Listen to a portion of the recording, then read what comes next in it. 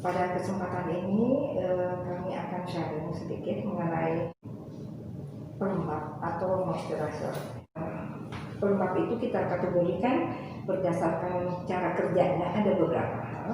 Misalnya yang humectant itu pelembab, yaitu kerjanya adalah dia menyerap air dari kulit bagian dalam untuk naik ke permukaan kulit, sehingga kulit kita nampak lebih cerah, lebih segar, lebih lembab dan lentur. Kemudian yang kedua, ada yang kita sebut dengan oklusi. Oklusi itu dia berupa terdiri dari bahan yang berminyak, bahan minyak itu, di mana dia akan menutupi permukaan kulit kita bagian luar, yang kerjanya adalah untuk mengurangi evaporasi. Evaporasi itu penguapan, yang dimana penguapan itu tidak kita lihat dengan kasat mata, dengan mata telanjang biasa kita nggak akan lihat itu.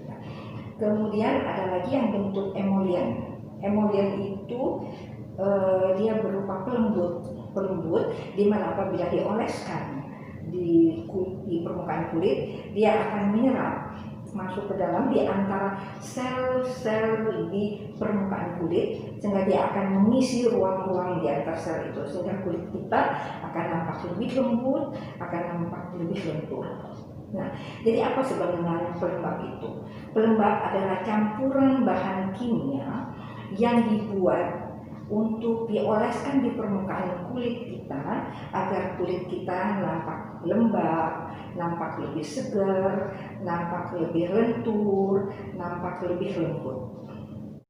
Itu tidak kita main pilih asal pilih, karena pelembab itu kita gunakan berdasarkan kualitas dan efektivitas. Jadi kita harus perhatikan bahan aktifnya terdiri dari apa aja, dan bahan vehikulumnya. Vehikulum itu kita harus jeli dalam memilih pelembab.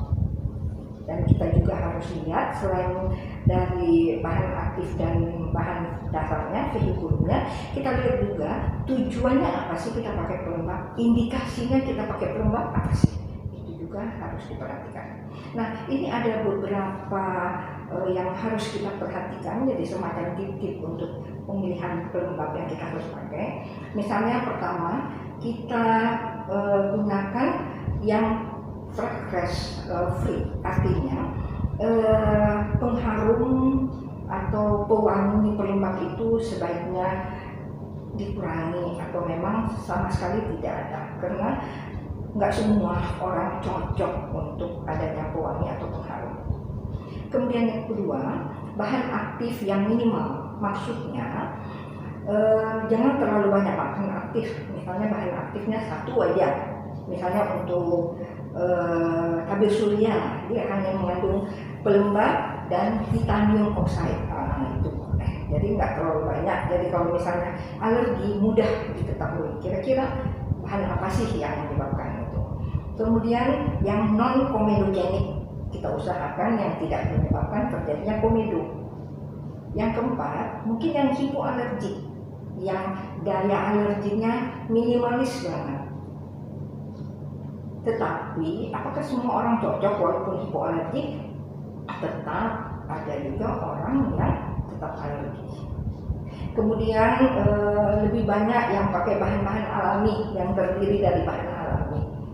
Lebih bagus yang pakai yang bahan alami, dan sekarang banyak juga branded yang memakai bahan alami.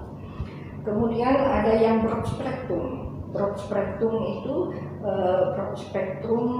misalnya pada pemakaian tabir surya, dia menghalangi untuk sinar ultraviolet A dan ultraviolet B, itu bisa.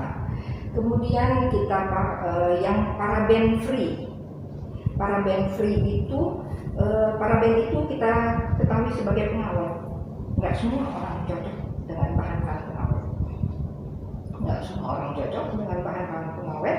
Nah, walaupun pada beberapa literatur dikatakan bahwa paraben dengan konsentrasi 0,1% sampai 0,3% 3% dianggap aman. Ya. Kemudian untuk pemilihan itu, selain itu kita harus coba dulu pelembabnya. Jangan sekaligus beli yang besar, tapi kita coba dulu sebulan sampai 3 bulan pelembab-pelembab itu apa cocok untuk kita. Selain itu kita perhatikan juga bahan dasar pelembabnya ya.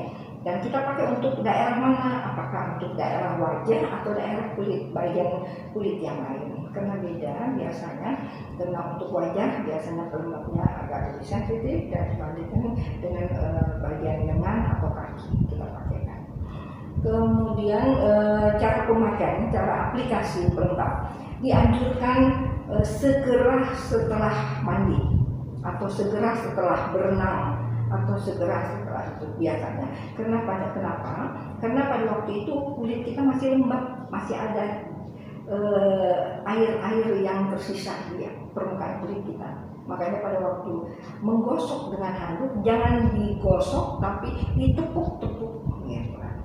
Ya, setelah itu segera kita oleskan pelembab. Biasanya pelembabnya kita pakai 2 kali sehari dalam keadaan normal, atau kalau dalam keadaan yang terlalu dingin, cuaca yang terlalu dingin, atau kulit yang terlalu kering, atau ada penyakit-penyakit kulit yang lain, itu sesuai dengan anjuran dari dokter kulit yang menanganinya. Tugas di lapangan di luar itu dianjurkan untuk memakai pelembab yang dikombinasikan dengan tabir surya. Barangkali itu buat sementara. Assalamualaikum warahmatullahi wabarakatuh.